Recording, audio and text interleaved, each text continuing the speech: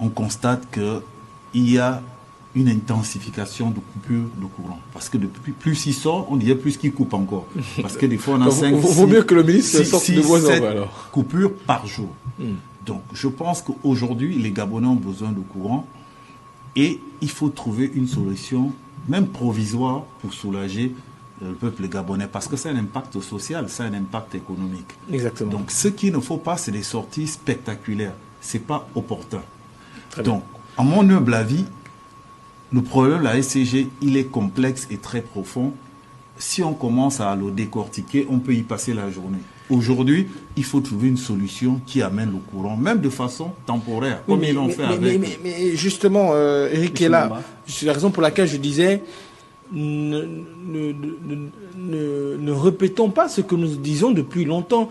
Là, nous sommes face à une autre situation, un autre facteur qui est arrivé. Il n'est pas nouveau, mais il semble persister, c'est celui des sabotages. Apparemment, c'est le seul élément supplémentaire. À part ça, on sait que les installations ne sont pas bonnes, voilà, qu'il y a 1000 milliards qui vont être investis, etc., sur une durée précise. Ils donnent leur plan à court, moyen et long terme.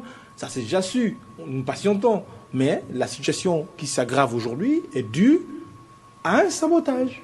Donc, comment on fait face à cela? On va prendre un dernier tour de table sur la question avant d'aborder le deuxième thème, rapidement. Estelle Anvan, dernière réaction sur le sujet?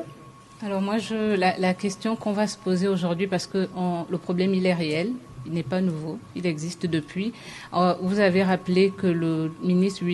Philippe Tonangoy a tapé du poing sur la table, mais on se rappelle également que le président de la transition avait tapé sérieusement des points. Parce qu'il a tapé des points. Voilà, sur la une fois table. Il a tapé, deux fois il a tapé, trois fois il a tapé. Malheureusement, nous en sommes encore là, donc on va se demander qui indemnise en fait les victimes finalement, parce qu'on a entendu...